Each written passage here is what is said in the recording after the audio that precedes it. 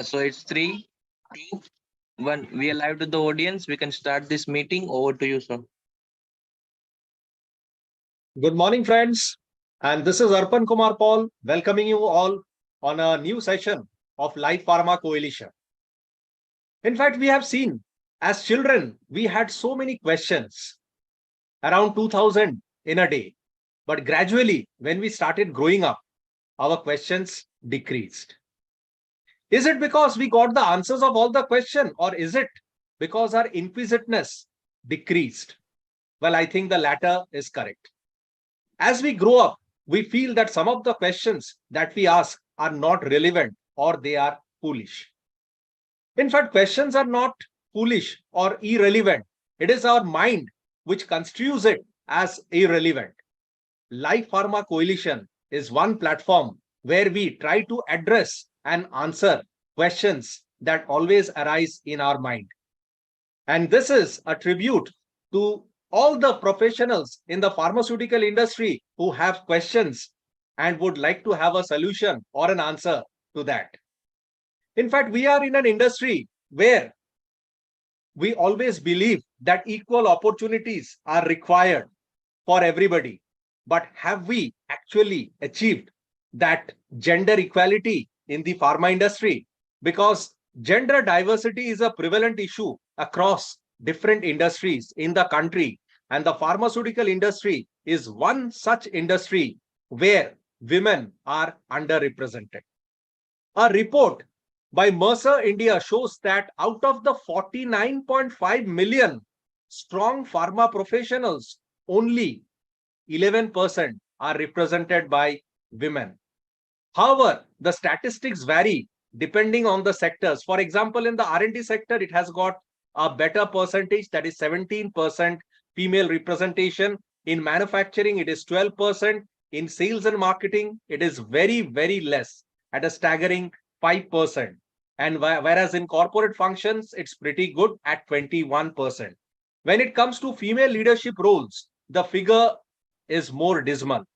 Though the industry has some prominent women leaders such as Zahabia Kurakiwala, who is the managing director of Wokhard Hospitals, Kiran Mazumdar Shah, the founder and chairman of Biocon Limited, Shamina Wazir Ali, who is the executive director of Cipla, and Anjula Masurkar, who is the clinical director at Intod Pharmaceuticals. Still, a lot still needs to be addressed as far as gender equality is concerned. And this is a clear indication of the fact that the pharmaceutical sector in India is still at a very nascent stage as far as building ecosystems for gender inclusiveness as well as women leadership. Friends, there is hardly any reason to believe that women cannot be a part of the pharma industry. While things were different when the pharma industry was established in India, but a lot has changed over the years, and the development of an ecosystem along with organizational policies like facilitation of return to work, sensitizing managers on gender inclusiveness, among others, will allow definitely more women to continue their jobs and rise up the ladder in the pharma industry. Today is a session of LPC 161, which is purely dedicated to women leadership. And Ms. Vaishali Waghela is going to definitely take a deep dive into some of the gray areas which need more representation of women in the pharma industry so that we achieve the inclusiveness as far as gender diversity is concerned. But before that, let me take you through our LPC presentation and the journey of LPC so far.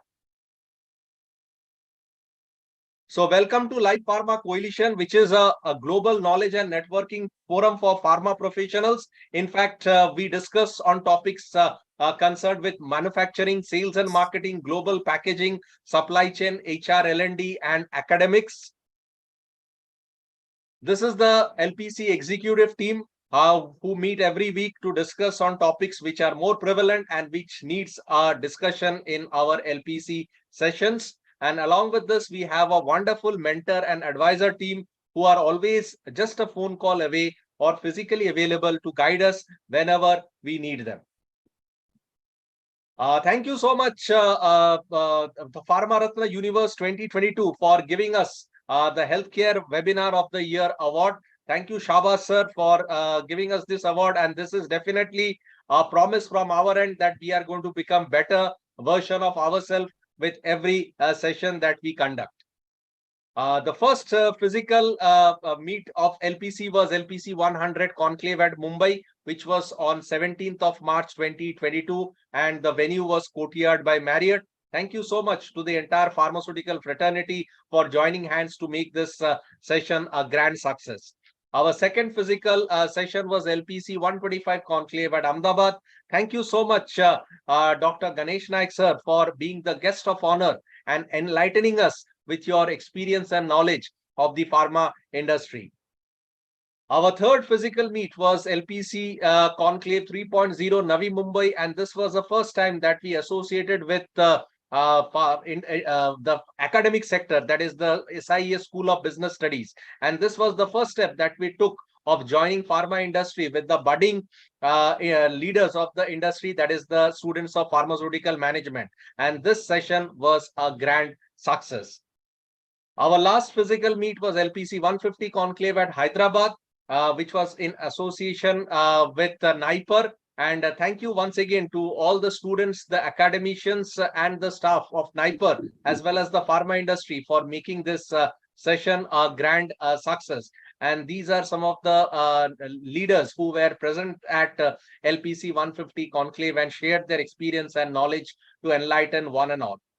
And coming to today's session, that is LPC 161 Women Leaders, and Vaishali Vaghela is our speaker today, and she is going to throw light on women leadership across pharma. And to help me out with the session, we also have Mr. Yashwant Mishra, who is the founder director of Benzene Ring Learning Solution. So now it's time for me to hand over the session to Mr. Yashwant Mishra so that he can give a brief overview on women leadership, as well as introduce our speaker for the day, that is Vaishali Vaghela. So over to you, Mr. Yashwant Mishra. Thank you very much, Arpan. Thank you very much for the brief and apt introduction. Good morning, all, and welcome to Live Pharma Coalition, a global knowledge and networking platform. As Arpan mentioned, today's episode is LPC 161 and women leadership. As you know, leadership by women across pharmaceuticals is evolving gradually, and Arpan also mentioned some of the examples of women leaders who are driving entire businesses, most of the pharma companies. And today we have our speaker, Vaishali Vaghela, ma'am. Ma'am, thank you very much for accepting our invite and coming again to LPC. She has already been our speaker last time. Vaishali, ma'am, have done MBA Pharma from IES College of Management and Research Institute, and also she is having around 2 decades of experience in pharmaceutical industry, right from Lilly Ranbaxy, GSK, Hetero, Acumentis, and USB Pharmaceutical, and recently she was you can say a former GPM in that Universal NutriScience. So ma'am is a goal-oriented pharmaceutical professional. Her expertise is in developing and implementing strategies, driving profit, increasing market share, and strengthening the customer dominance. Ma'am, once again, thank you very much. A brief overview. Vaishali ma'am, what you are going to share today? So yeah, thank you so much, Mr. Yashwantji. I mean, it is great honor to be onto this platform and, sharing about a women leadership, because I feel this is the one topic which excites me a lot.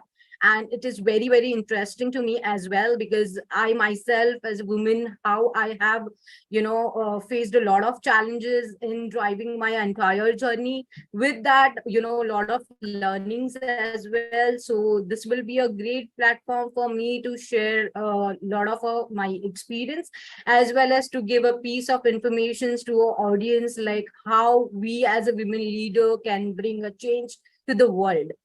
So thank you so much, Mr. Yashwanji, and thank you, Mr. Arpin, for giving me such a good opportunity, and Mr. Verma as well. So they are being consistent enough in every Sunday, which I see. I mean, I am also a part of this community, and I see every Sunday a consistent approach for some or the other topics and very interesting topic platform, and that brings a lot of inspirations to people out there to speak on to different topics or their interest of a topic. So hats off to you all. I mean, you are the one, you keep us pushing for something or the better, which is meant for us. And to take audiences through what will be the flow. So I will be talking about what is the evolving role in the pharma industry, and how the women leadership is being perceived by a lot of pharma professional out there. And it's not only about the pharma professionals, but it's about the other industry as well. It's not just a women leadership, but women leadership is defined in a different way with the different perspectives. So I would want to give my own perspectives, how I do look forward for it. And then apart from that, what is the role and what is the responsibilities, and how women faces a lot of challenges, be it related to a pay scale, diversity, be it related to a cultural systems, and lot of things related to the organizational environment, and how to create your own ecosystem out of this. And apart from that, I would want to share the how do we kind of bring a change to the world as a women, and how we grab a ladder into the pyramid of the top of the pyramid. So that would be my topic of interest to be talking about. And then there will be a food for a thought for the entire professionals out there. So Thank you, ma'am. that's Thank you. how. Wonderful. We all are waiting to learn from you and share our views also. I request all the viewers to keep on sharing their learning and questions on chat box. Those who have joined live on Facebook and YouTube. Mr. Shivraj Gowda has also joined us, and he is also a core team member of LPC mentorship program also, LPC membership also. Mr. Shivraj, welcome to LPC. So you can also anytime feel free to share your views on women leadership. Can we have your quick view, Shivraj, before I hand over to Vaishali, ma'am? Yeah, I Yes, think yes, it's yeah. Thank you so much, Ashwanji and the whole LPC team. You all are doing an amazing job. And today is one of the most interesting topic is women empowerment in pharma industry. And I think yeah. So I mean, we being Indians, I think the first thing we call it as Bharat Mata. So so that's the kind of a tribute to women's what we all have. And yeah, I think India is going to be the epicenter in next 20 years. I believe the what woman Bharat Mata, what we call it as, I'm sure that's going to be true in the pharma industry as well. So that's the, I think that's what I look forward from this. I'm lucky to be thank part you of very this. much. Yeah. Thank you very much for joining and encouraging on us on Sunday morning. We look forward to your more opinions after the presentation is over.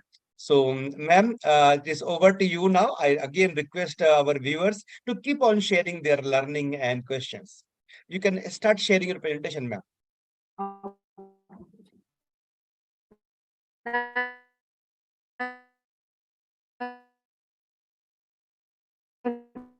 Your voice is cracking, ma'am. Thank Just you see so the much. network. And is it visible and Yes, audible? visible. Okay. So great, folks. Good morning, everyone. And talking about women leaders and the topic about evolving role of a women leadership across pharma, which I already spoke about. How I look forward for this kind of a topic to be spoken, because in today's world, when I see a lot of women are still scared of voicing their opinion, still scared of their raising, and shy away from voicing out, like what do you feel exactly, and what you would want to achieve as a woman in your life, and your goals. So to break that barriers and to break that taboo around our ecosystem, here I come along with my own experience and along with my own thoughts and perspectives towards how we all can make a change into a world. So let's look at, these, some of the definitions and the quotes and the perspective which people perceive out there, and which people see what is the leadership is all about. But I see leadership is not a person or a position. It is a complex moral relationship between people based on a trust, obligation, commitment, emotions, and a shared vision of a good. Because we always combine our leadership with some kind of a position, that I am a director, I am a vice president, or I am a this for this kind of organizations, and bringing about the changes. This is the one kind of I feel like that is the goal or a vision which we took it up as a person. We took it up to bring some kind of a changes in that ecosystem, or maybe in that organizations, towards managing PNL, towards managing driving a business and a growth. So that's where I associate that position as a leadership. And it's not only a person also, because the person have a different their mindsets with the different perspectives and different roles to be serving in their life. So I feel it's more about building up a relationship with a lot of people around your environment, building a trust, building a obligations, having a long commitments, having a empathy for the person. Because emotion doesn't mean that in the business or maybe in a personal life you have a different kind of emotions to be handled with. But the empathy is the one thing in which wherever you're working, you need to collaborate and you need to work along with the people.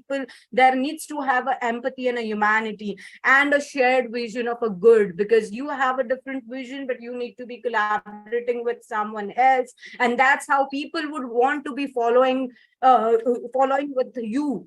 So that's how I feel this leadership needs to be perceived, and the woman leadership needs to look into.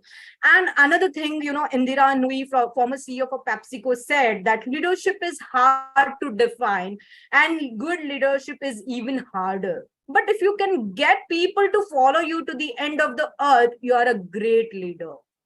So I actually mean this, because every now and then we keep on changing with our roles and responsibilities and the organization cultures and the therapies.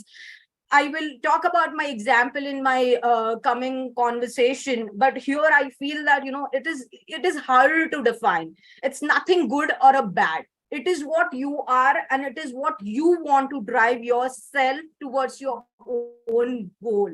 And that's how you will have a people to follow behind you to the end of the earth. That's where you feel like you are a great leader.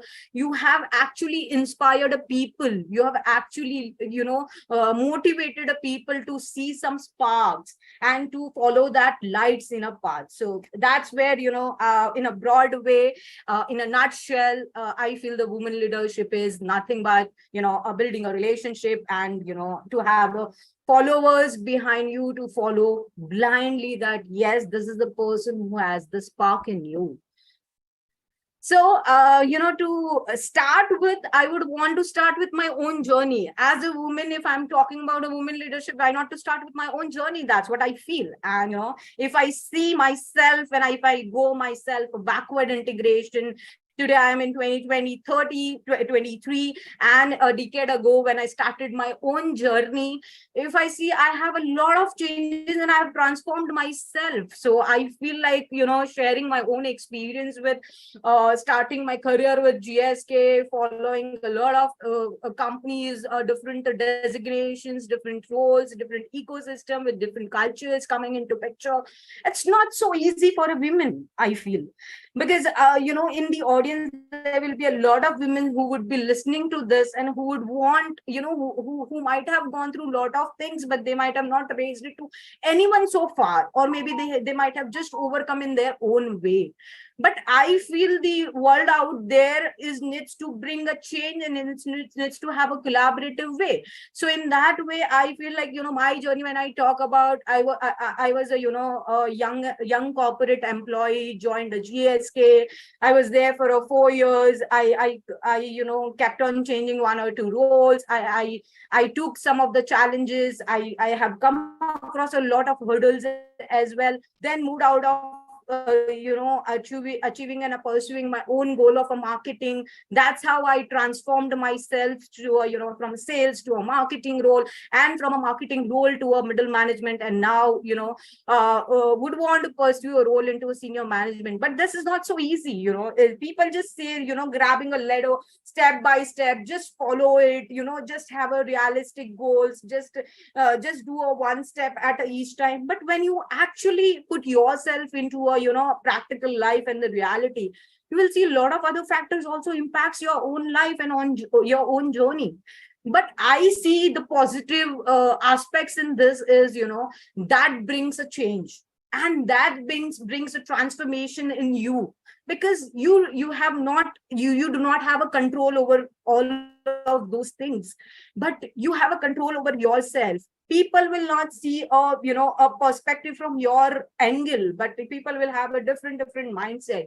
But in today's time, I feel to have this transformation in me and to see me myself talking about this kind of a topic in today's era, this has bring me a lot of hurdles, and by overcoming all these challenges, I have come to this platform. And it's a great opportunity given by all the member out there, be it Verma ji, be it Yashwant ji, be it Arpan ji.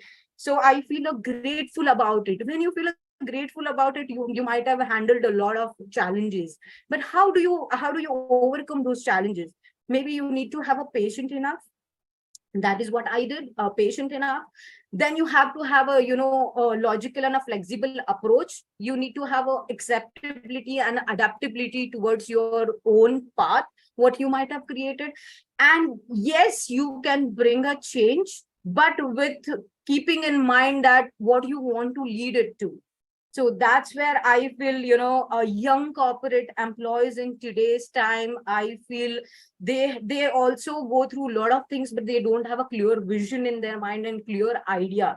At our point in time, if I go back and if I backward integrate myself and I self-realize myself, I might have done a lot of things which might not be correct, which I would want to correct it in my tenure, which I have corrected, and that's why I'm like this now.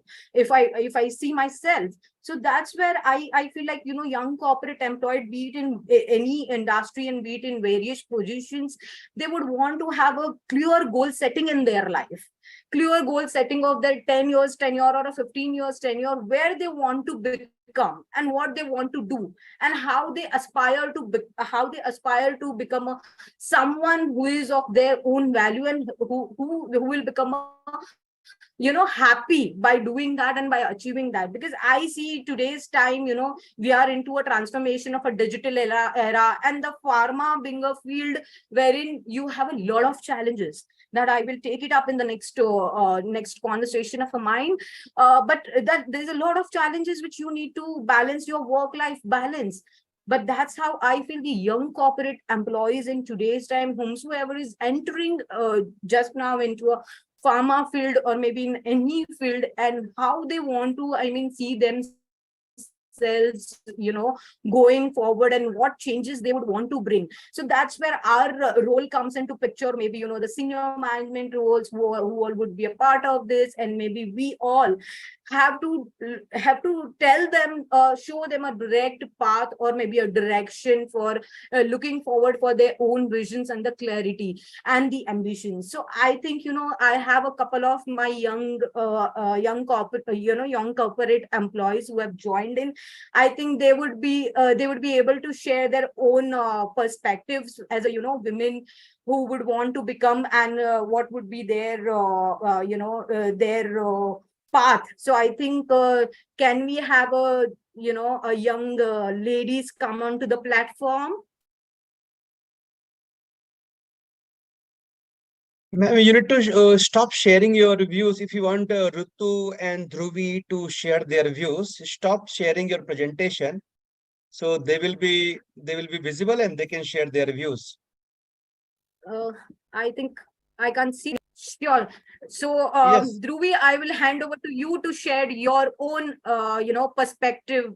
How do you? They can look put on forward? their videos. Yes, Dhruvi. Thank you very much for Yeah. joining LPC, Dhruvi. Over to you. Yeah. Good morning, everyone. So I'm Julie and my profession is digital marketing. So like my aim as a young leader is to cater to small businesses and help them grow their brand digitally. So as they do not have enough time and all the entrepreneurs, they also do not have enough resources to build their brand. So what I want is that India grow through my social skills and my achievements and my goals is to have all the brands grow and so and there are many local brands and companies in India which do not have enough like name and branding. So in order to help them, it would be my great pleasure to help and have my what and have my achievements and skills, whatever that I have, to help them. So thank you, Dhruvi. I think so, you have given your ambitions and how you want to become yourself, as a digital marketer in your coming time. Thank you for sharing your own perspective about this. And another lady which we have is Rutu. So Rutu, can you just share your own perspective? And Rutu is from IT. So she is in USA and she has joined a KC and she is actually, handling a role of a data analyst. So over to you, Rutu. Hi guys, my name is Rutu. I'm currently in the States doing a data engineering internship at Casey's. So I aspire to become to be in a leading position in the data engineering or data technology field in future, probably security information officer role. So that's about me. But one thing which I noticed after working over here for a few weeks now and in India for a few months, I have noticed a lot of cultural difference in terms of the work culture difference. So and it's also a positive difference. So I feel that's the thing which I really look forward to bring a change in India with respect to the work culture. Yeah, thank you, Rutu. That was really, good aspects to look into. Like, when we see outside market and when we see a world doing, a world with a lot of different kind of a culture and India with the different kind of a culture and how this disparity and how this difference brings a change. And I think so you gave a good practical example of you have experienced the Indian culture and now you have experienced the US culture. So that's where you feel that they have a lot of flexibility, they have a lot of approach which is like wherein you can practically do your practically you can apply your mindset. So yeah, thank you, Rutu. So this were the two ladies from a different background, one from the IT and one from the digital marketer. So we need not to even constrain ourselves and constrict ourselves in terms of only bringing a change to a farmer, but we need to be open enough in seeing a lot of different fields as well, like what they are doing and how they are perceiving themselves and how they are also leading in their own field to a top leadership.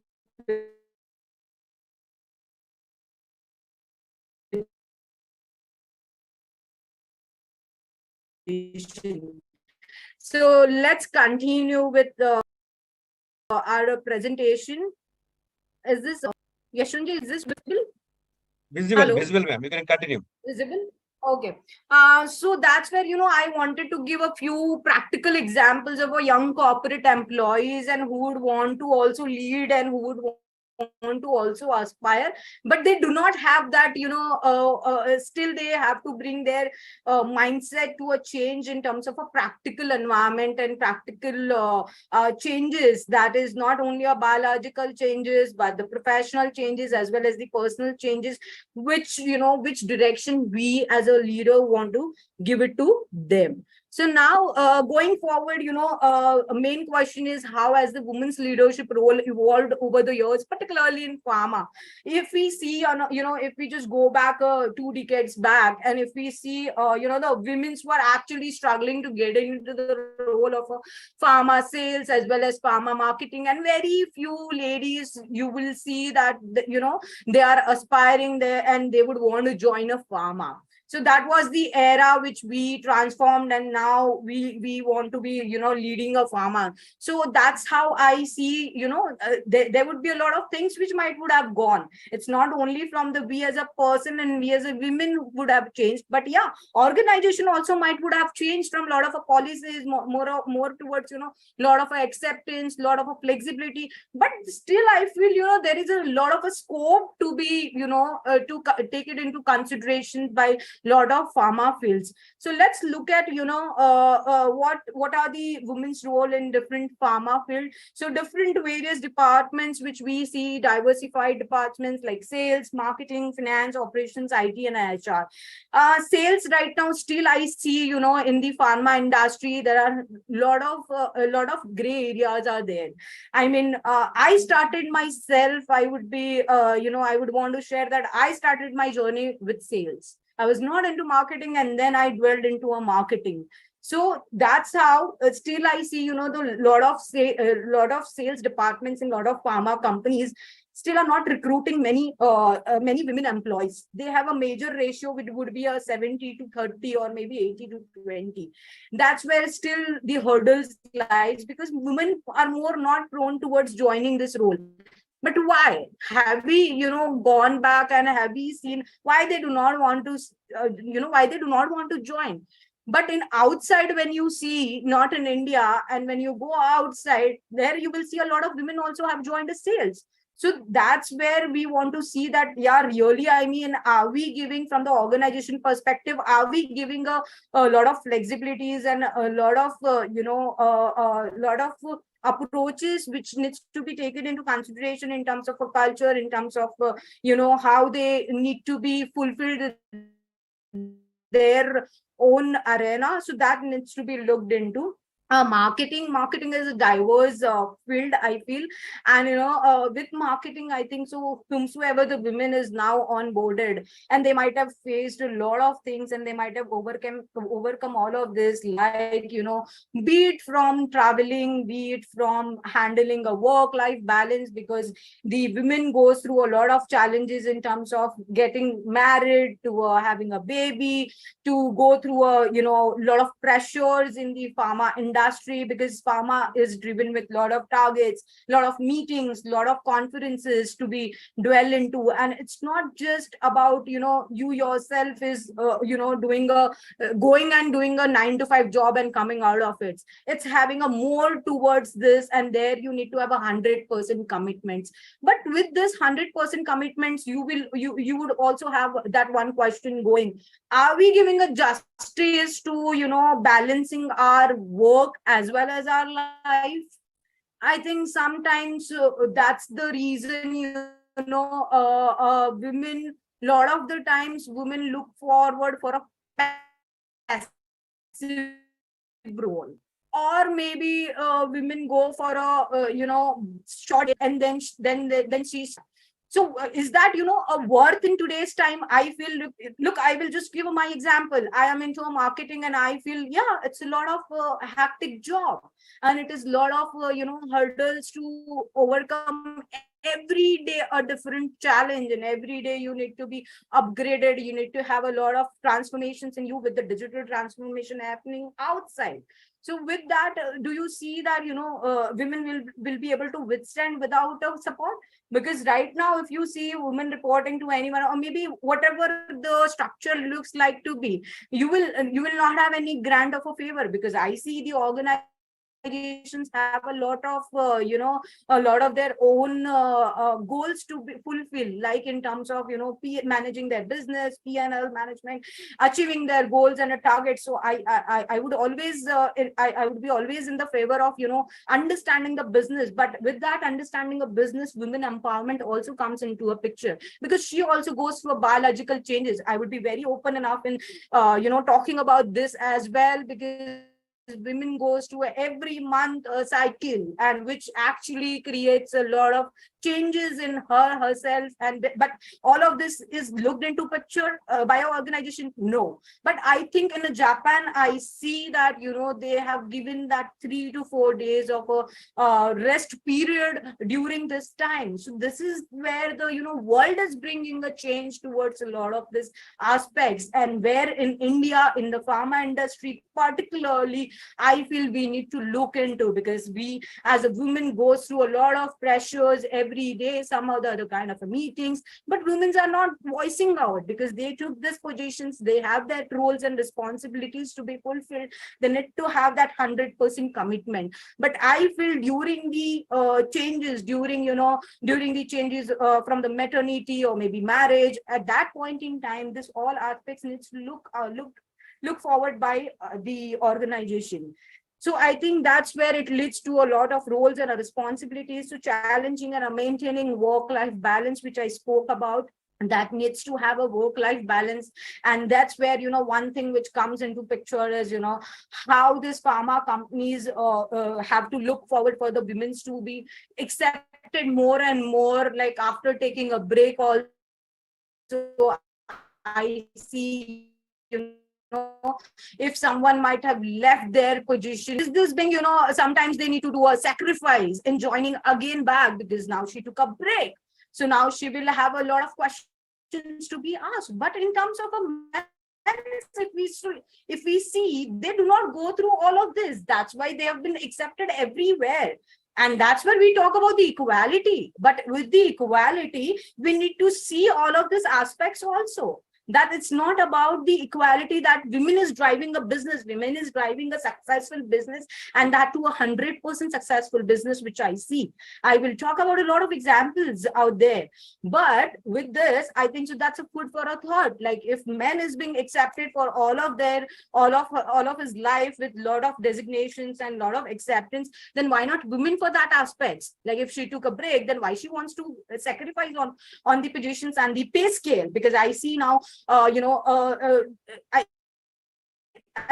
see a lot of pay scale degradation also. I mean, when she will join back, she will have a passive role because she has children, or maybe she needs to look after for the family. So that all aspects, I think we need to capture, and we need to, as a senior leadership and a decision maker, we need to see a lot of changes. And a safety concerns, yes, why I feel a safety concern, because women go out all over the world, and that's where she took a lead into it. But yeah, empathy needs to be there in any organizations, in any person, because I worked for the Indian firms, I worked for the MNCs firms, and I worked for the mid-sized firms also, wherein I see a lot of different cultures and different peoples which I might have interacted with. And a lot of ladies do not voice out. They do not even talk about how they feel and what they want to do. And yes, of course, the personal life and the fear of a commitment at leadership position. Why fear of commitment comes into picture? Because you don't get that enough support. And nowadays I see in the leadership positions, and then you might have also seen all of you, right, in the board members team, you will see a lot of men's. There will be a lot of less places wherein you will see a women's. Why is this so? Is that the women is not capable enough in grabbing that opportunity, or maybe grabbing that place? No, I feel no, it's not the right thing. I think the the opportunity is not given. I think the people have not heard. I think people have not seen that spark, or maybe in different challenges, people have that baggage of the past and baggage of the perceptions and the perspective of the past, which they have kept in their mind. But if we talk about this, the transformations in the digital, and we start accepting new things in our life, in terms of digital, personal, professional. People are going after COVID, people are going for the health, and people have become a lot of gymnastic person, walk, they'll go for a walk, they'll do yoga, meditation. Why it was not there before? It was there before, but now people have started accepting. Then why not, people not accepting, people living the past, and people not accepting the current present of the person, and giving the more and more opportunities. So that's again a one thing which I look from the perspective of woman needs to see from what arena. And now, I would want to talk about, like, when we say a lot of roles and responsibilities to fulfill, but do we need to create an ecosystem? Yes, I feel, a lot of women would want, like, okay, I am doing this, that, but yeah, still there are a lot of taboo around, dealing both personal and a professional life. So what we need to do is, now we need to create some kind of a flexible approach and a support mechanics. Like, structural barriers, you will see institutional mindset, you'll see individual mindset and lifestyle choices. See, as a woman, I feel like, we need to create a ecosystem for ourselves, where we will find ourselves comfortable with our own choices. We have to make our own choices in our life, because I have heard a lot of things in my past and in my current as well, I do hear. So people will talk about any number of things in a different way to you, that, oh, you're not doing this right, in a right way. Maybe you're not right, you're not wrong, you're not doing this skill, you do not possess this kind of a skill, you do not have this, you will do this, there are a lot of negatives which goes around you. But you have to create your individual mindset. You have to say, no, I will just follow my own path. I might be wrong, I have to accept that. We all have to accept that, and we have to create our own goal setting and a mindset. So that's where I feel a lot of taboo is going around a woman, in terms of a lot of things. I think, be it pay scale, be it professional environment, but this needs to break somewhere. Right. So here I feel, we have our own people here. I think Mr. Yashwanji can throw some of his own life experiences, what he might have come across during his tenure of last 2 decades, wherein he might have seen a lot of, Yashwanji, you might have seen a lot of women's going for a different roles. And now in this current era, they might have achieved the leadership positions. So what do you feel, Mr. Yashwanji? Rightly said, Vaishali ma'am. I also resonate with what you have shared. It's a very apt time that the ecosystem should be created to provide equal opportunity for women leaders across pharmaceuticals. As you asked my experience, I have been also worked with many women in supply and Abbott Healthcare, and we have got tremendous learning under them. They are competent enough so that we can learn from them. And also the leadership and sincerity is one of the key element where women are way ahead than the men's. So that is why my opinion is that equal opportunity should be given. And you rightly shared one example, post-COVID, the way people have adopted the active lifestyle, then healthcare, exercise, doing digital transformation, work from home, all these things have been accepted. Similar way, now people should accept women leaders also in their organization, in their team, and also should be given equal opportunity, which is the need of the hour. And not only that, it will provide a very good ecosystem where men and women together can bring about something unique, something best for the industry. And as some of your colleagues also, Rutu and Dhruvi shared about that. They have also inspiring. And what Rutu shared is she is in US, and she is just for some months she worked in India, and few weeks she has worked in US, and she is able to feel that cultural difference of India and US. US being a very developed country, they have very good acceptance towards the women leadership. That is what we should learn from Western countries. Good things should be learned from anyone across, right? As we shared, there is a cultural difference, and there is a lot to be done, should be done in India to bring that gender equality. That is what I feel. You're muted, ma'am. You're muted. Thank you so much, Mr. Yes, yes, Yashwanji, yes. for sharing your own perspective. And I I think just want also, to add many of the people from audience also have shared their views, and also thank you very much everyone. To name few, some of the people Ramaswamy has shared that women are equally skilled and competent in all segments. Thank you very much, Mr. Ramaswamy. Apart from this, many people are watching, right, and they have been Ram Pillai. RPK Rajput sir is there, and he is also saying that it is one of the most important topic. I always look forward to learn from. Thank you very much, PK sir, Rajput sir, for attending. Then Mr. Devnath is joining. He is also appreciated. I see Verma sir, Devgoda sir is there.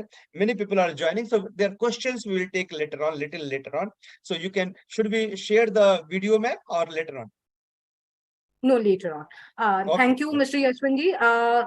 I think we have a Mr. Arpan as well, and Mr. Arpan has a, Richa is also exhilarating there. and If you want to share, Richa is also there. She can also share her views yeah. on I women will leadership. I Yes, will yes, talk yes, about yes. her in my later Okay, session. okay.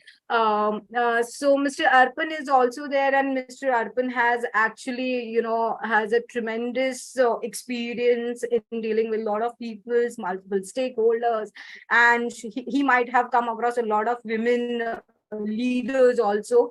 So, and he is also dealing currently. So I think I would want to know your perspective for how do you see women leadership as in today's era, and what do you think, like, what changes we all need to bring towards in today's era?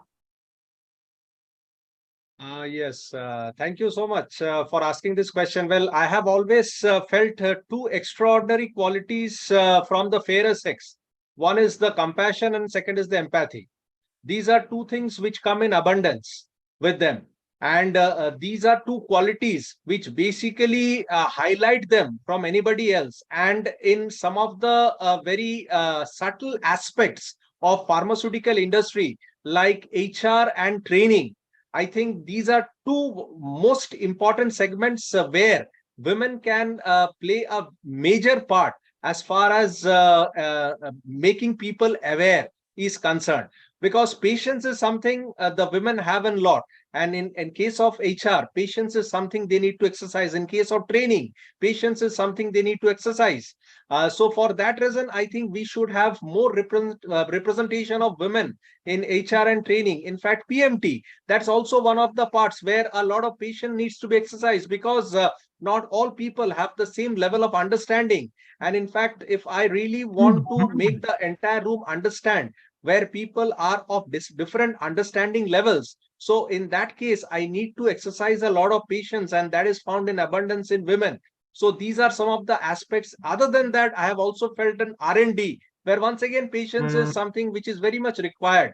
QA, QC, another dimension. So these are some of the fortes where I think women can definitely throw a lot of light as far as pharmaceutical industry is concerned. So I think the road is really smooth, and the future is very bright for women who are joining the current force as far as pharmaceutical industry is concerned. And I think more number of women are actually interested in joining pharmaceuticals. See, in 1996, when I made my entry into this industry, there were only a handful of women who were actually interested, because generally pharma industry was thought to be a profession which was dominated by men, because it required a lot of hard work, field work, and all those things, and the softer aspects were not dealt with that well.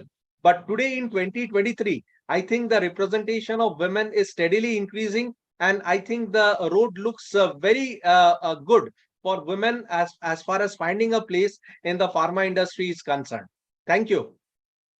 Thank you so much for throwing a light, towards current era, and how we need to bring a changes, and also how women are joining more and more pharma in coming time. So thank you so much. I think now I will just start with my own presentation.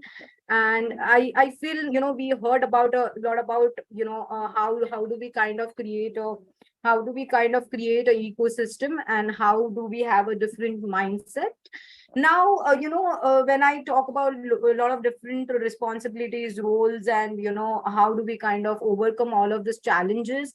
But one more question which comes into a picture is the woman creative enough in breaking the glass ceiling? And today's time, we saw, a lot of departments with a lot of policies, and how we are transforming. But are we also creating enough? Because this question needs to be asked to ourselves as well, correct? So that's where I'm asking this question, and I feel yes, we doing this bit of it. And how? Because I have come across this data, and I feel that countries with a greater share of a woman cabinet minister exhibit a greater or a level of a confidence in their national government. And out of this 21% women who holds more of the executive leadership positions, their companies are more profitable, and companies in the top quartile for gender diversity on executive teams are 21% more likely to outperform the national average.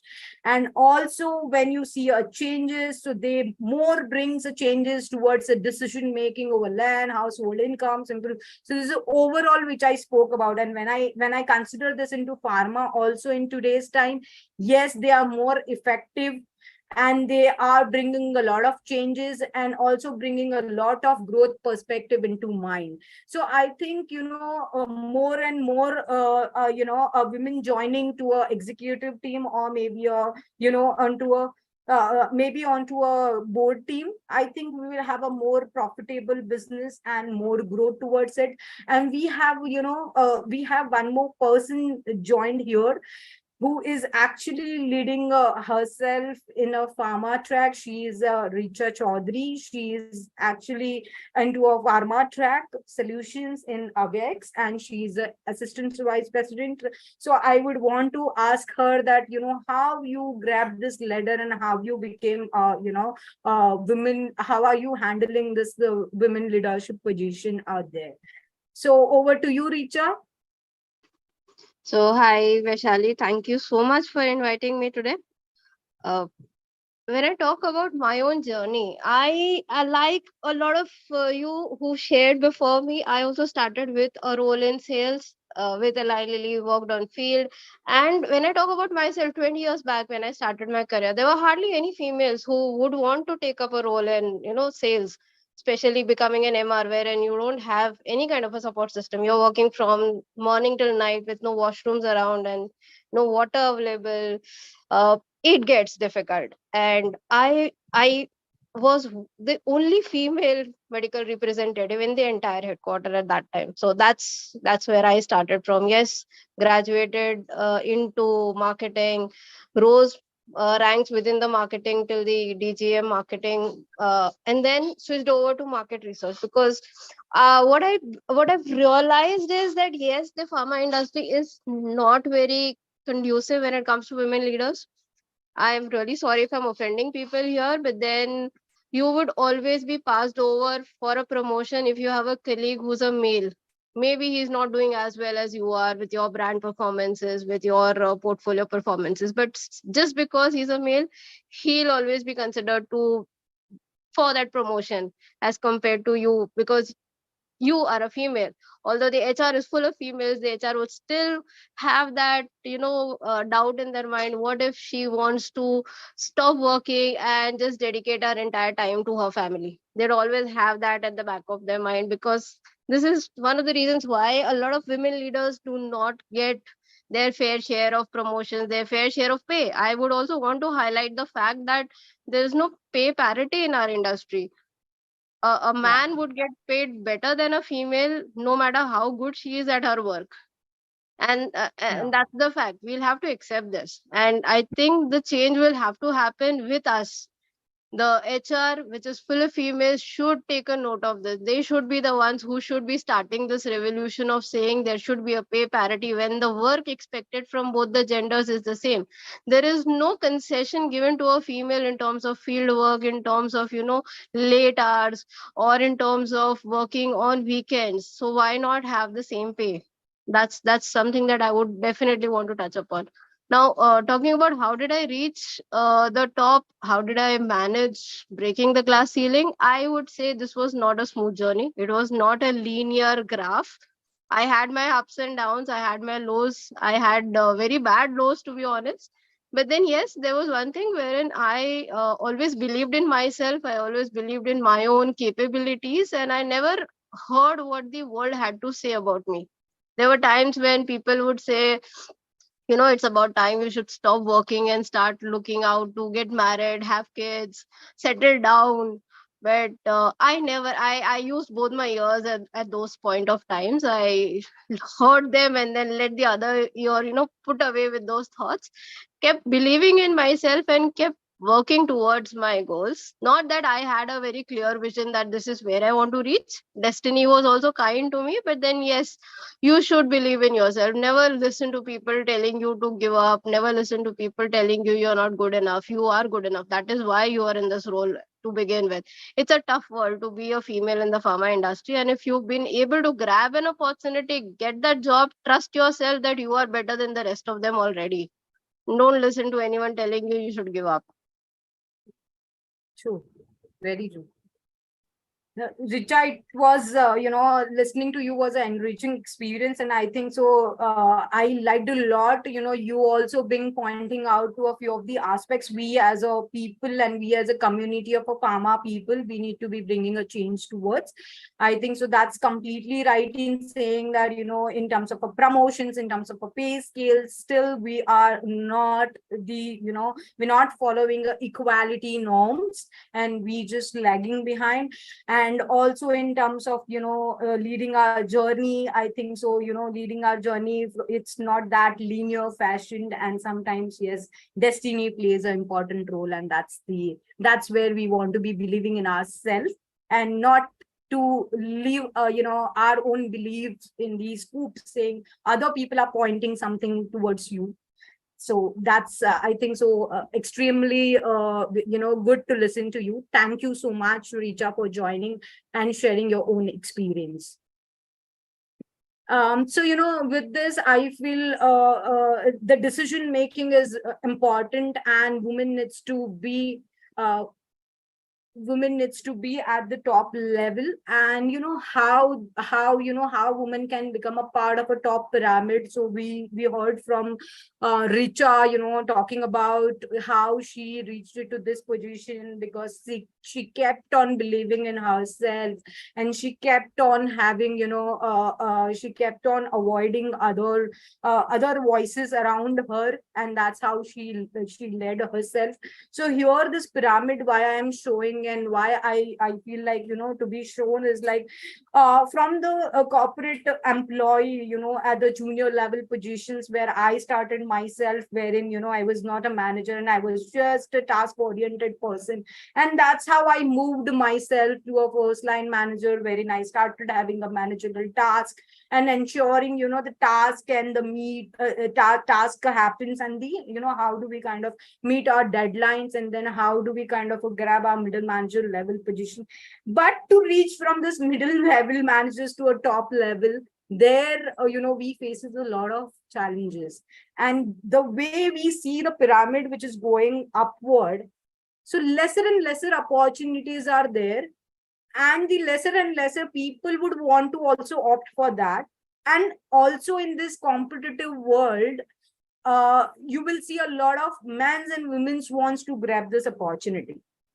This is where the competitiveness starts, and this is where I think so we all become a lot of crucial in terms of decisive skills of ourselves, and also in choosing what we want to be doing. And sometimes you will see from this middle level to a top level, people start losing themselves. People will say, I mean, most of the women will feel that now you yourself would be in that journey wherein you will have your own life, personal commitments going with your kids, with your parents, with your your married life. So with this women would start failing, and women would start not having his own kind of a goal, and she will not be able to pursue that goal. But that's where the critical decisive skills comes into a picture, how to grab this top level management position, and how we become a task oriented, focus oriented, and how to have a smart goal for ourselves. So here the more content, energy, and the right effort at the right time with the right energy with the right place comes into a picture for this kind of a managerial level and how to lead these positions. And I think with this, we have one of the video which I would want to show it to you, how that lady has driven with a lot of different places. She moved and she became a CEO, and she's from Accenture. She is a Accenture CEO, and how she was into a role and different roles, and then she became a CEO. So let's have a let's hear her. So Mr. Yashwanji, will you be able to play? Yes, ma'am. Stop sharing. Yeah.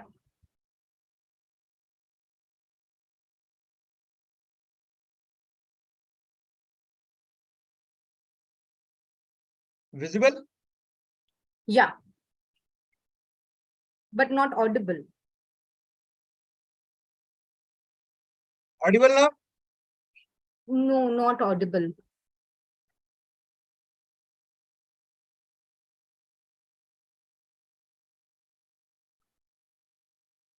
Audible?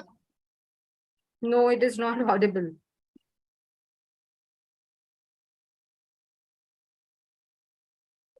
It is audible, ma'am. It is audible. I check my mobile. It is audible.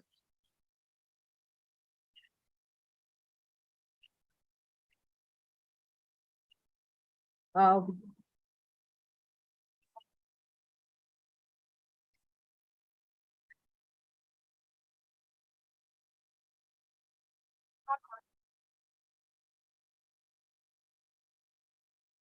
No, it is not audible. It is not audible, Mr. Yashwanji. What I was about to highlight over here with this video is, it's in the Fortune 500 companies, and the Forbes vice president was taking an interview of a CEO, and wherein the CEO tells about the two major things. The one is she kept believing in herself in leading a different roles. So because she was not into handling a leadership role, she started like us, from a junior position in the different industry. Then she came into this Accenture leading a finance firm. So that's where she was saying, I that she is a grounded person, and she I will share again, doesn't ma'am. believe I will in. share again. I will share But again. I Now think we do audio will have come. a problem with you. Take the opportunity and then stand out. Yeah. One of the most pivotal moments in my life was actually when I was a sophomore in high school. And my dad used to take me to speech contests, and that was a way for me to earn money to save for college. And I remember it was the Lions Club, and I was in the final round, and I lost. And I went home and I was kind of complaining. And my father said to me, "You really have to be so good that they have to give it to you." And you weren't. It was a really good lesson for me. I really took to heart the idea of excellence and no excuses. You made what some would see as a surprising or bold career move after spending 17 years at a law firm to make the move to Accenture. Did you see that as a career risk or a big jump? I don't think I fully contemplated how much of a risk it was. I was really thinking about, how do I want to live my life? I was 42 years old, and I said, I can see my future. Like, I know what the next 20 years are going to be like if I stay here. And Accenture really provided an opportunity to challenge myself. Because if you think about it, I went from the young girl who had never traveled outside the US, who went and studied Chinese. Then I went to law school, and I grew up in a family that didn't sort of live in the corporate world. Then I became general counsel at a company of technology, and I didn't know that. And so each time you make a choice, and it's a choice about reinvention. How would you describe your leadership style now, and how has it evolved over time? I've always been someone who has been collaborative, but I would say it's collaboration on steroids. I learned early in my career that tapping into the best people, not having an ego, right? Really knowing what you don't know and what you do know and how to bring teams together is how to be most effective. Throughout your career, you're someone who has always pushed yourself outside of your comfort zone.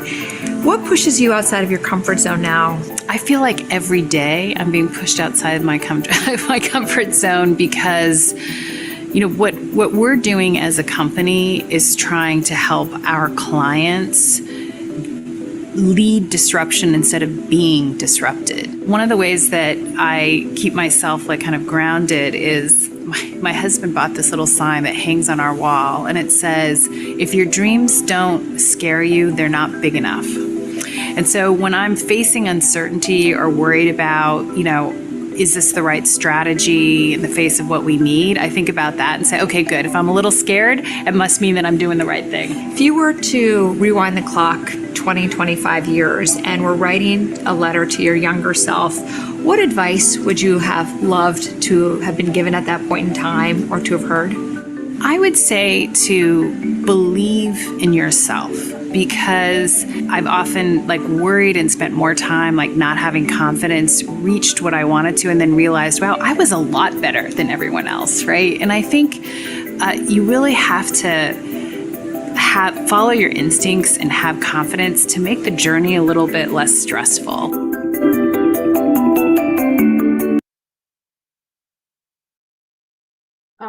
So yeah, it was amazing to listen to her. I think, she spoke about when she was into a law, then she went into tech, and then from tech to a finance. And, what she said was one of the things, dreams, which is not scaring you. That means, you are in your comfortable zone. So whatever the dreams are, you might want to achieve, that has to scare you. So that's where I feel that's the uncertainty and, the risk-taking challenges, which we take it up in our own perspectives. And in order to, achieve something, we create our own goals.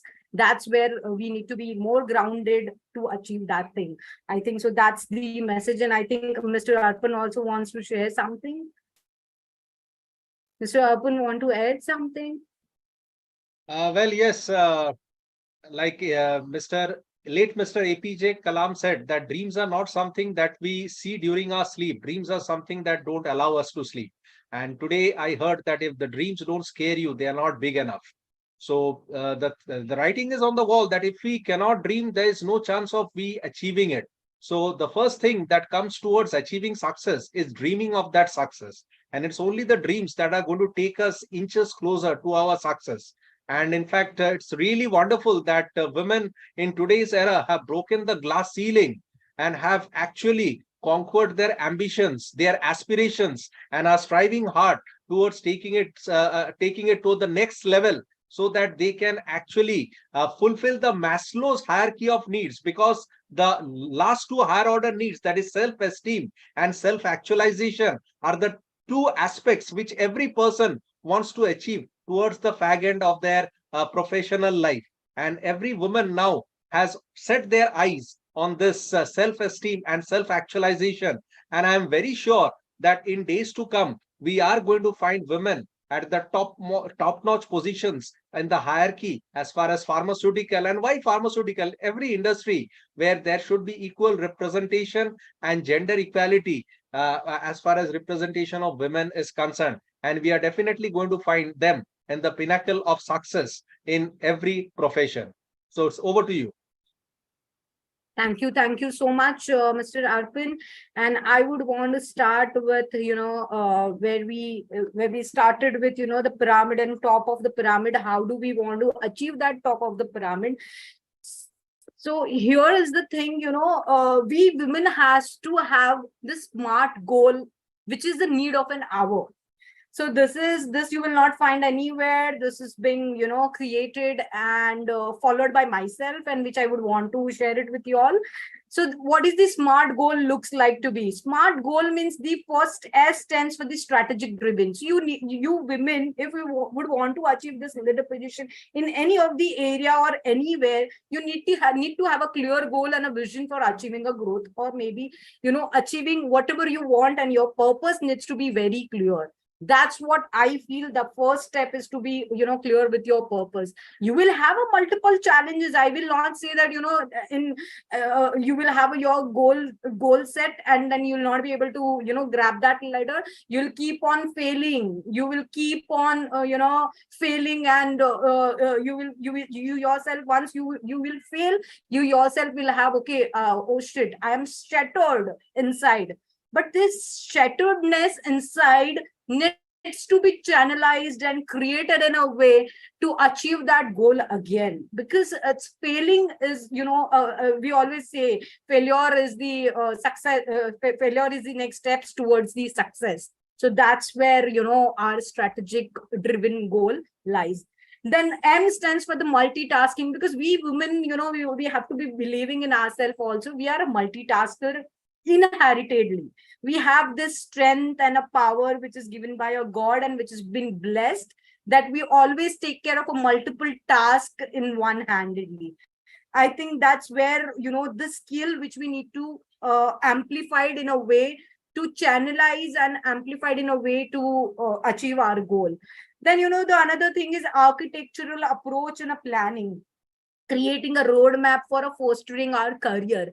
Why I feel this is very important: you have your clear purpose and a goal clear in your mind, you have your skill which you will be utilizing it, but if you will not have your roadmap clearly understood, or maybe step by steps you might have not created, you'll not be able to foster your career. So that's where I feel this is very, very important. Then R, which is the roles and responsibilities. Once you plan it, once you actually capture to those roles and responsibilities, then whatever the challenges and the barriers comes across, you need to overcome those. So I will say my own examples. I might have handled a lot of brands in my arena one-handedly might have juggle myself to a different task in a one single day, with a different tasks to be completed and different tasks to be handled. But I think so that's what my stretch goal. I mean, I stretched myself to and my X potential. So this potential, whatever the potential you do have, that needs to be still fostered into. Then the task and a focus oriented, for a striving for a dynamic chain, and channelizing the plan of action is the more and more important, because in today's world we need to become a dynamic and we need to channelize ourselves for our plan of actions. Otherwise, if we are not taking any plan of actions for ourselves, no one is going to come and no one is going to bring changes to your own life, because the professional life somewhat contributes to your personal life as well. So maintaining professional and personal life, we need to be more focused and we need to be channelizing with our SMART goals. And I think with this, what the characteristics of a woman leadership ideally should have: transformational leadership style, task focus, prefer to work in a collegial atmosphere, promote cooperations and collaborations, need to have a communication style and a self-branding. So that's how I think so women will be able to capture a lot of positions in the top positions of the pyramid. So I think here we have a Mr. Shivraj Gowda, who is actually running a company and who has a lot of women in his company. And I think so he will be a right person to tell us what skills one woman should possess and how women can become a part of that leadership position. So over to you, Mr. Shivraj. Yeah, hi. I think you nail it. I think it's one of the very touching. I hope audible to everyone. You are not visible actually. You're audible, but you're not visible. Okay.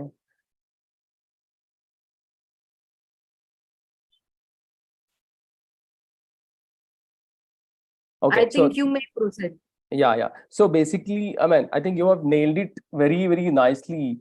I think the way I'm just adjusting my camera. Okay, so basically, when you I basically run organizations. I have part of multiple organization as of now. So, and currently more than 50%, I believe, in my organizations, we have women's. And trust me, as an entrepreneur, if I speak about someone saying Richa, I somehow, I just slightly go away with that thought process. Probably, I'm sure every entrepreneur, I don't think so they will be biased over the woman or male. That's my approach. That's my context of looking into it. In fact, we look at women as the equal or more than equal, because as you rightly said, they are the born multi-talented, multitaskers, right? So and need not to be we don't need any testimony to do that, because we born how our mothers are taking care of us. I think everyone is experienced what women can do it to us, right? And when we go down our life, and when we got married, and we all seen how women can manage the personal and professional life, and that's the self testimony. I'm sure everyone is aware of this. I don't think so any single doubt in anyone's mind. The only challenge is in pharma, which I look at it, probably the ladder in which the women need to choose smartly. And that's what you were mentioning as well. And if you really, if they can do it, I think they can really bring the transformation to the pharma industry. Because the next 20 years, and we all know the Indian pharma industry is going to be the epicenter. I think that's very clearly where they're where they come with that multitasking and that kind of an approach. Definitely they can really bring a value. And as an entrepreneur, from the other side, which I see, really we prefer, because I have a lot of friends who are running organization in multi levels. Okay, one of the common topic is they always prefer women. I'm just as my message to every woman, because they bring that kind of a vibrant and a very straightforwardness, and really bring that the multitasking which is required in the top level management. Again, I'm nailing it down. In a top, middle, and top level management, the ideal requirement for an organization which entrepreneur looks at it as a multitasker, right, and bring the productivity onto the table. And that's the kind of productivity women can bring it on. And of course, I think last slide which is shown, which tells very clearly, Mata, right, how many hands. So I think that's Arpan. I'm sure he's from West Bengal, so he really know that's the message. Yeah, I mean, that's, we are from India, and it's clearly nailed it in India. So, and I'm sure in next 20 years, women are going to make big difference. And there is a possibility. Only thing is they need to choose smartly the profiles, and and keep moving in the ladder. And we all would like to see women on the top ladders, because they can bring great transformation to the Indian pharma industry. Yeah, yeah, you would want to say? No, that's my views. That's my views. Okay. Sorry, my videos are not working. Sorry, but that's my views. No, that's completely okay. And Mr. Shivraj, it was really wonderful to hear from you. I think, you have rightly mentioned about the multitasking skill, and also you emphasize that, more onto that, the leadership positions, people want to see a women to be a part of it. I think so. That's where I think we also get that energy and the positive energy flowing inside us, saying that if we are aiming, and then the people are also ready outside, which they would want to also, give us the opportunity to become a women leader. And I think rightly you mentioned a lot of aspects about how one woman should possess what all skills, and one woman should how lead it to the position. And I think it was the very enlightening to hear from you. Thank you so much for throwing a light in a newer direction.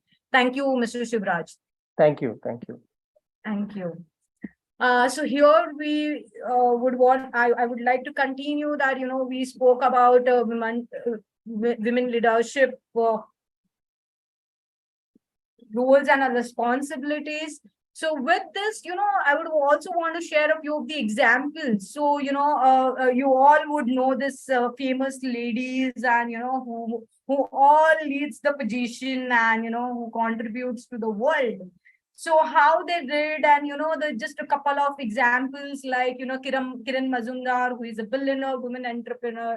She is the chairman and MD of Biocon, and how she became a EY World Entrepreneur of the Year 2020. So she says that, she also faced a lot of struggles and, challenges in her career. It was not so smooth because she is, at the top level, she is just a MD and she's driving a business. But she said, be 100% committed to your career. Don't just give it a shot.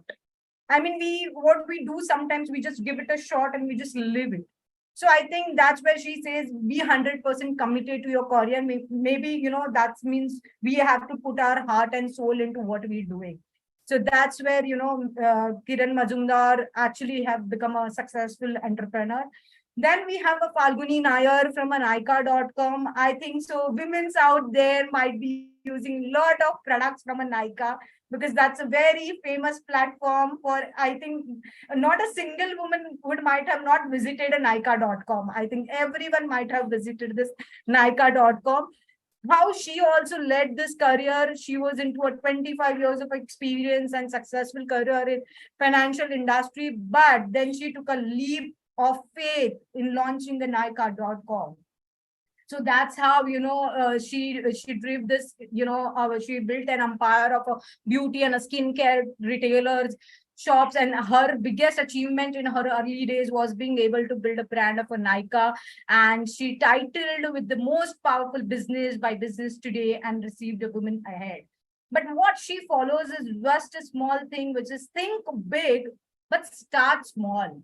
Because we never want to, as a women, we do not want to take a higher risk, and we just, we ourselves need not to become a bankrupt. So that's where what we see is we have to think with the big mindsets, but we need to start with the small. That's where she is leading now, on Nykaa.com. So I think so I just get inspired by her, that at the age of 40 also she started her own business. Then we have a Namita Thapar, executive director from MCure. She believes in a hard work which will take you through. So I think that's also right. With the SMART goal, you need to always put a hard work. We spoke about a SMART goal, but SMART goal never works in isolation without a hard work. So here also, if I want to, talk about something, I need to put that efforts behind. So I think so that efforts is nothing but the hard work. And she beautifully managed the Shark Tank. I think a lot of women need to see this Shark Tanks. I'm actually a fan of a Shark Tank. That gives you a lot of a business mindsets, and how, if you want to become women leader in any of the industry, I think that's where Shark Tank will help you to structure your thoughts towards the business ideas. Then Indira Nui, chairman and CEO of PepsiCo, which she says leadership is hard to define, and a good leadership even harder. But if you can get a people to follow you to the end of the earth, you are a great leader. I think that's where I already spoke about. Then one of the CEO for GSK, what Emma Walmsley, she always has a business mindsets, and I think if you will Google her, you will find, a fast talker, and she will communicate very fast. But she says that accelerate energy where it matters. So I think that's how the women is leading nowadays in a different arena. Then Catherine Jensen, from a head of vaccines research and development at Pfizer, she also believes in a hard work and a smart goals. Then obviously, the Michelle Obama, she says there is a power to allowing yourself to be known and heard, in owning your unique story and using your authentic voice. I think, I just like her, and I follow her on Twitter. And she actually talks about, empathy, humanity, and how you yourself needs to be authentic. You need not to change yourself for someone because someone is pointing some changes. Yes, you need to accept and you need to work towards it, but not to lose your own self. You need to have your authentic voice to become your women leader. Then also a Kalpana Chawla who has pointed, perseverance. And that's how I feel. If you would want to, believe in yourself, and you believe in yourself, and you have your own achievements and goals and perspective you have kept in mind, then I think so you can achieve anything in the world. So here I would want to share, a short journey, and I like this very much, because you, as a, if you see this picture, you're born, then you grew up, you become someone's sisters, then you become someone's, you went into your career, you become a wife, you become a mother, then you become a, granny, and that's how this is a personal life. But with that, you have a professional life and experiences keeps on going. So this is one of the great poem which I have come across, with the Women in Leadership by Harry Sawyer. So each day I paint a picture of a societal expectations. What do I wear? What should I say? To whom do I owe an explanation? I'm taught to be a quiet, but at the same time confident. So how do I prove myself in a world that labels me incompetent? My life is under a microscope zoomed in on a slander. You see a woman walk the tightest rope of an ugly double standard. Be sexy, not a slutty, but be pure, not a prude. Don't say sorry too much, but if you don't, you are a rude. Don't be afraid to take a chances, but at the same time know your places, because you are just a cheerleader in this male dominant race. I'm not saying I hate men, but I envy the right to power when I work just as hard and get paid less every hour. This is not some pity poem. I'm just spreading the truth. Look up the White House project if you want some solid proof. I'm striving a women leader, and I want to make things fair. Women are more than a cook, cleaners, supper, and a child care. We need to appreciate a woman. We are a smart, and we deserve to be respected, and stop listening to a societal norms. Those needs to be rejected. So until we are treated equal, I want, be satisfied, go sit at the head of the table. You're more than qualified. So I think this was the wonderful poem who actually gives me a lot of confidence, and who gives me a lot of energy. And I think so all of you will also like this poem. So with this, I would want to thank, and I would, absolutely appropriately say that, the hand that rocks the cradle, the procreator, and the mother of a tomorrow, women shapes the destiny of a civilization. Such is the tragic irony of the fate. The beautiful creation, such a girl child, is today's one of the greatest concerns facing humanity, as a girls has a power to change the world. So I think this is a fact which we have to believe, and I think this is the fuel to my fire. That's what I feel, and my passion. So, I would want to say that for please use your own platforms, your voices to contribute to a change, and ensure that, you have not loosened any one string to become a better in your life, and keep alive, keep going, and keep fighting. Thank you so much. Thank you, ma'am. Thank you very much for a fantastic presentation. Yes, one thing, Mr. Verma has also joined, and I would also would want to ask him and his own perspective of, for a women leadership, and how he might have also seen a lot of challenges, and a lot of women might have interacted. So over to you, Mr. Verma, for your own experience to be shared with us. Yeah, first of all, Vaishal, it was really very, very, elaborate, but very powerful session, I could say, because you have bring a lot of things, which has never been discussed, especially in the industry. The kind of, because women is being judged starting from home to every step you take. And it's the most challenging one. Rather than handling your career, actually woman has to handle all this bullshit, which is actually not to be, it should be. So that's definitely, that's why what we could see is, in spite of having a lot of challenges, even we have handful of women. That means those are some of the strongest, I could say. And why I see, like, because see, when I traveled across the world as a part of my assignments in CIPLA, I have seen the countries like US, Europe, and African countries, and there you could see at least 60 to 70% employees are women. So there men are less and women are more. And we all know that, in US, the working culture is like, they start, if the office is at 8, the office starts at 8, not even 8:05, and they leave by 4 without anything. And there is no time waste of, going to chai for 5 times, chit chat for 3 times, nothing. So during the office hours, it is only office work. And after that, once they go home, they don't even attend office work. So that is what we could, what I observed, one of the best practices, and that should be actually implemented in India also, because even after going home, we take calls, we take, we go on, and we neglect sometimes the personal agenda. So which is wrong.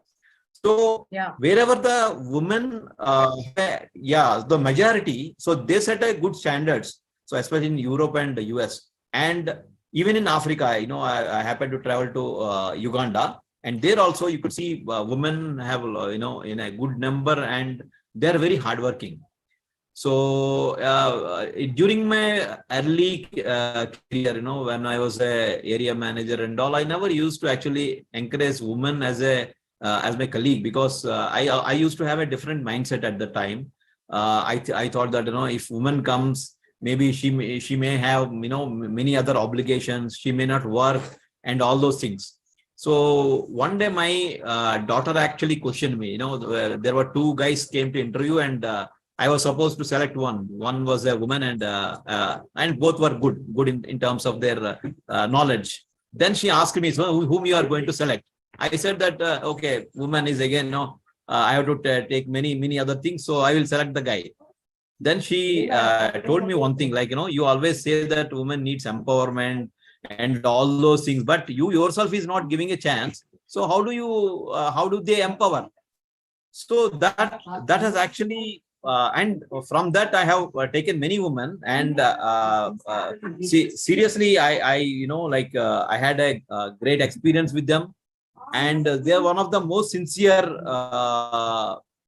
employees which I could rate, because once I experienced that, I never have that in mind. And this is one of the message to all the men leaders across the industry, where actually they should encourage women to be in every field.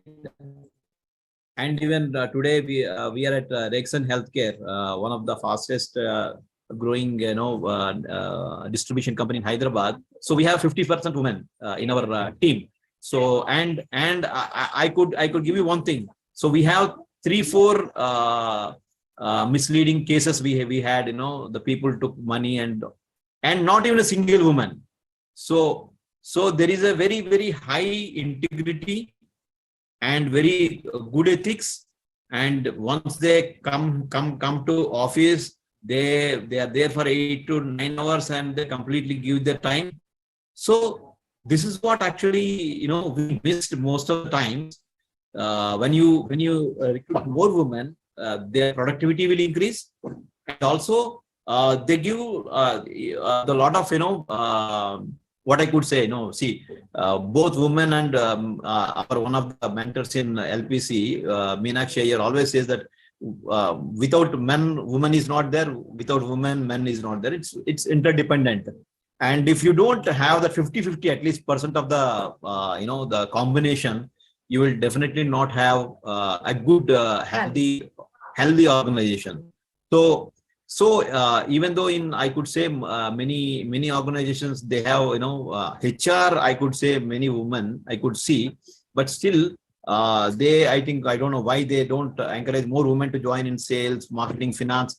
So these fields, definitely women should be encouraged, and they should be given a fair chance. So and once it has been given, you can actually never look back, because once they don't even change jobs like men. Men will get distracted after 1 year, 2 years. They will say that I will change the profession and all.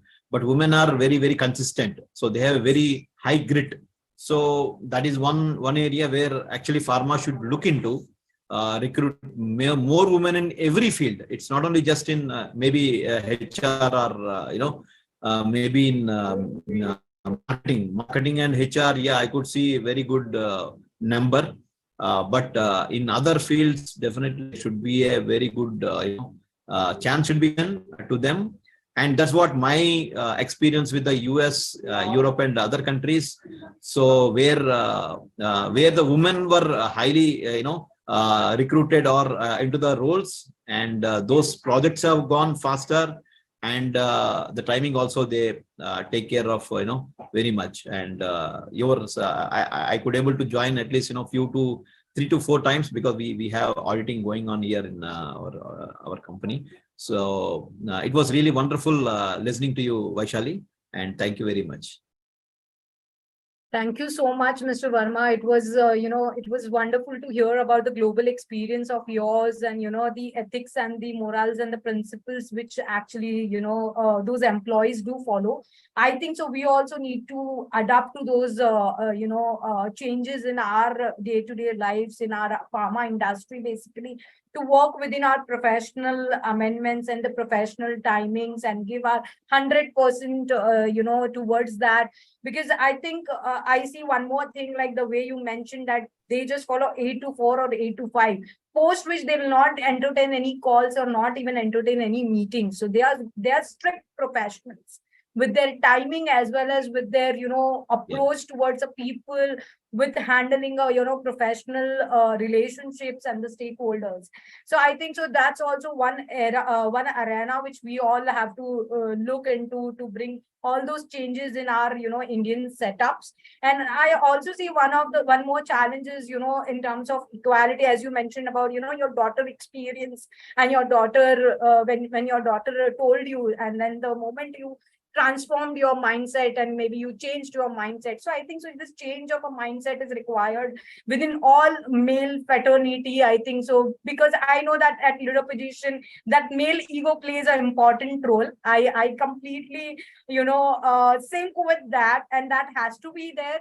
But with that male ego, that empathy needs to be there in understanding women's point of view, in understanding, let go of the past arena, and also, understanding their lives, and, with that, their business mindset, and give an opportunity for creating something for her own career. So I think so one of our leader also in my past life, I mean, in my own experience, one CEO mentioned that if your boss or maybe your leader believes in a growth, basically he himself believes in his growth, then I think so your growth will happen. So I think, I sync with that, because if you as a leader will believe in your own personal growth and professional growth, then obviously that person who is reporting it to you, he or she will also grow with you. So I think that's also one of the things, and overcoming all those things and, changing their own mindset will be able to help, others, women's as well, because they have a lot of fear and a lot of issues in terms of moving from an active role to a passive role due to challenges. So that all the things I think needs to look into, and partiality needs to go away, so that women need not to get trapped into all those of a partiality driven things, and she loses her own potential. That need not to happen. So I think so that's one more thing which I feel to add on to. So thank you so muji, Mr. Vermaji. It was wonderful to hear from you a good global experience. Thank you. So over to you, Mr. Much. Thank you, ma'am. Thank you very much. Wonderful deliberation. We all thoroughly enjoyed, and we forgot the time, by the way. It is 12:35 now, and our time was still 12:30, but we have exceeded the time slot, but thoroughly enjoyed. The topic was very comprehensive, and the way you have presented all the aspect of evolving role of women leadership, be it a challenge, be it a ecosystem, creating an ecosystem. You brought some of the women leaders who shared and their views about that, some of the videos which are very much useful, and we are getting a lot of appreciation from the audience also. To name few, Mr. Ramaswamy has shared his name is little lengthy. I cannot iterate the entire name. He said that our CEO, Mr. Dilip Sangvi of Sun Pharma, also always prefers gender equality, and my own boss, senior vice president is Sharda Menon, ma'am. She is a leader par excellence. Thank you very much, Ramaswamy, for sharing this. Parmita Bhattacharya, ma'am, who is also a core team member and speaker in this our LPC, also have shared that it is very apt topic, and would like to ask you one question. How can a woman leader navigate life and career milestone as they often clash? Very, very apt and important question, ma'am. She also is in one of the women leader in pharmaceutical.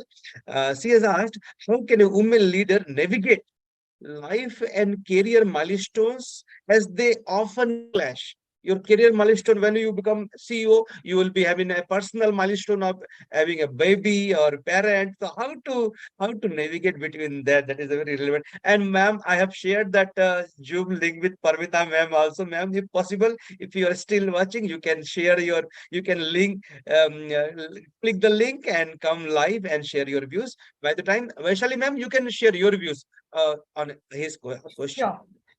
So I think it was a great question, to answer. I mean, we often, I think I'm also a woman, and I often see that, clashing with our personal commitments as well as our professional commitments when we actually committed towards our work. But how do we kind of manage? So how do I used to manage? It was like, yeah, obviously, I mean, it will be never 100%, you'll be able to get satisfied with your own commitments at both the side in balancing both equally. Sometimes you need to give a more preference towards your work when it this is how I manage.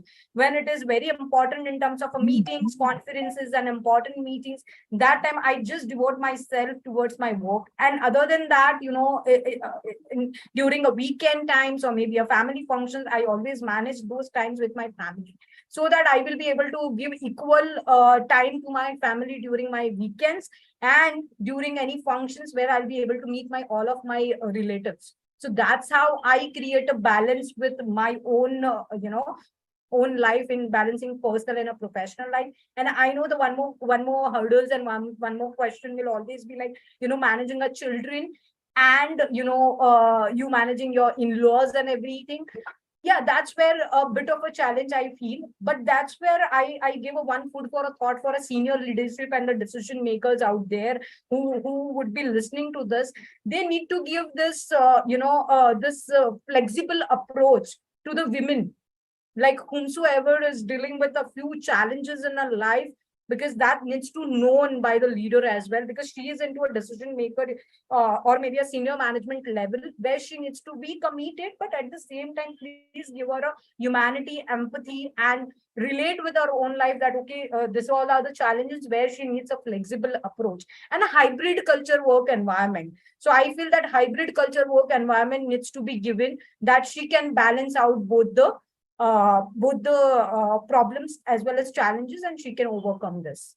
So I think this will be a best Thank you, ma'am. Thank you. Very wonderful way, and flexible approach, adapting to the environment. These are a very important aspect which will be required, and that is minimum expected when you go to the leadership position. Once again, thank you very much. A lot of many appreciations have come. Mr. Shubhajit Mukherjee also, he is also a core team member and speaker. He is also watching and appreciated. Subhajit da, if you are there, you can come live. Otherwise, thank you very much for appreciating. PK Rajput sir have been watching and he is appreciated the session. Sir, once again, thank you very much for taking time out and encouraging us. So this is it from our side. I hand over to Arpan now for the closing remarks. Arpan. Yeah, thank you so much, Yashwant sir. In fact, if we can see it in this way, that the best things and the most beautiful things in life may not be seen or may not be touched, but they need to be felt. And that's the difference that we need to feel having women leaders in this industry. And I know it's very difficult for one woman to change or bring about the transformation, but then one lady has the power to throw a stone inside the river so that the ripples can be seen. And these ripples are going to bring about the transformation that we are looking forward towards enhancing gender equality and empowering women in leadership positions, not only in the lower level or the middle level, but as well as in the top level of leadership. So I think today's session on women leadership, women empowerment was one of the most wonderful sessions. Not only wonderful, it was one of the most interactive sessions because we had lots of guests who in fact had questions, had their opinions and shared their insights on women leadership in the pharma industry. Well, it's time for me to thank Imagica Health for constantly supporting us in our learning endeavor.